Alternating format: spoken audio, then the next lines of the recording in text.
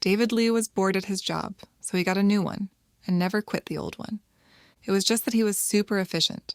He got more done in a 20-hour work week than his coworkers did with 40. If I can do your job twice as fast, he thought, why can't I do two 20-hour-a-week jobs rather than pretend to work 40 at one?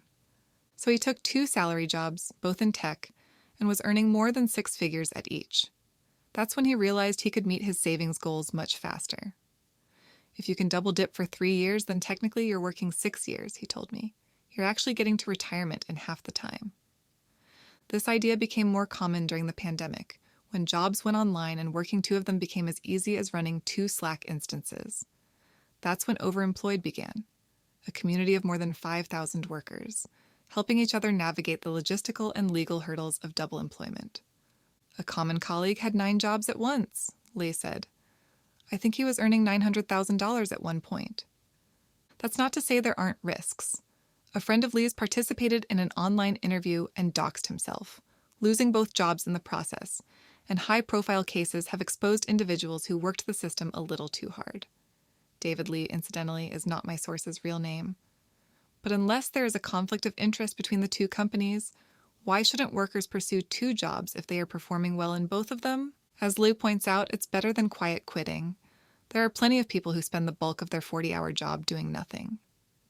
Pre-COVID and pre-remote work, it was the water cooler talk, right? Lee says. Everyone had their long lunches, their walk, their smoke breaks. Why not be more productive with those hours? I don't like quiet quitting because I'm too active, Lee says. It's the overambitious quiet quitters who are working 2 jobs. I count myself among them. For most of my career, I've had a day job and a side writing practice. It started in my early 20s, when I worked for a tech startup in the San Francisco Bay Area. I wanted to be good at my job, but I wasn't willing to sacrifice my personal ambitions. So I came up with a hack, focusing my limited energy only on the most important tasks. Every morning I woke up early and asked myself, what is the most important thing to me today? I spent 2 hours writing, pitching writers and media outlets, and building my online publication before work. When I got to the office, I switched gears and asked myself, what is the most important thing to my CEO today? Whatever it was, I spent the morning tackling it with gusto. If he was pitching investors, I worked on his slide deck and researched people he could pitch. If he was trying to impress important analysts, I made marketing campaigns custom-tailored to their needs. The result was that I was always working toward my personal dreams, while my boss thought I was doing a great job. Eventually, I was the head of marketing at a 100-person company and the founder of a publication with more than 100 writers on the side. Best of all, I got both things done by noon every day. I saved less important administrative tasks for after lunch, but even if I didn't get to them, I always felt that I was delivering in both jobs. I went on long lunch walks with colleagues and could even leave early and still have plenty of time to enjoy my life.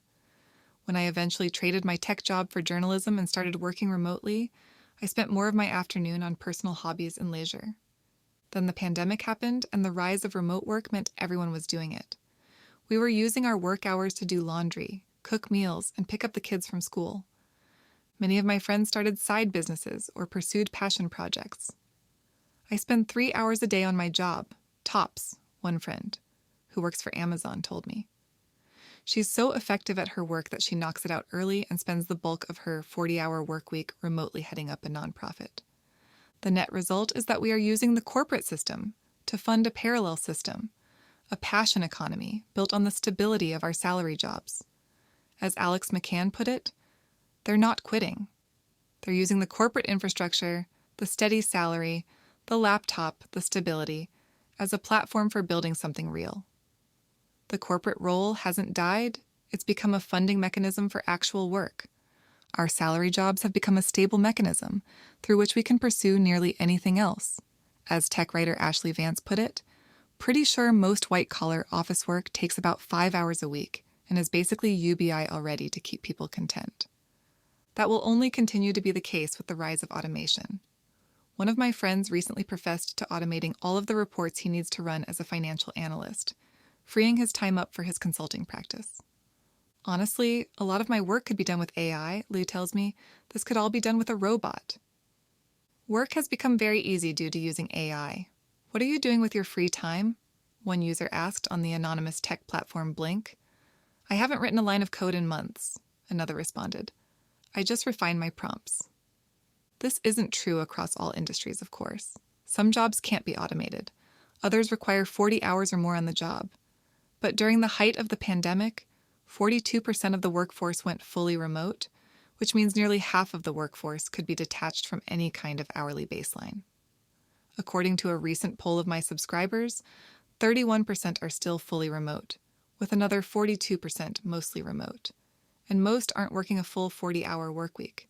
51% said they spend less than 30 hours working their salary job, and 29% admitted to working less than 20 hours a week.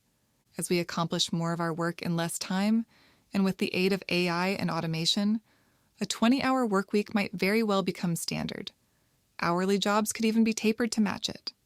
After all, the 40-hour workweek started out as the factory rate before it was expanded to the office sector.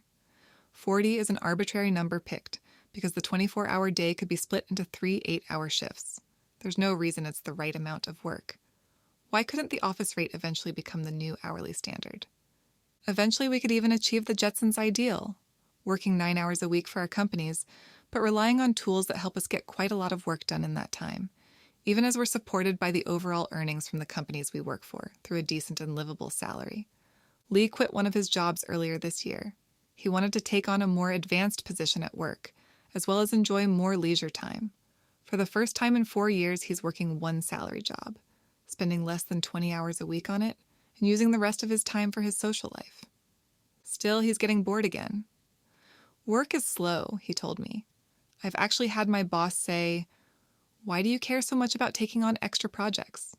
I'm like, I'm just trying to get involved and learn and build. If I were to sever these extra projects, I would be bored. Or have a lot of free time, he amends, which is good. Thanks for listening, and I hope you leave us a positive review wherever you listen to your podcasts.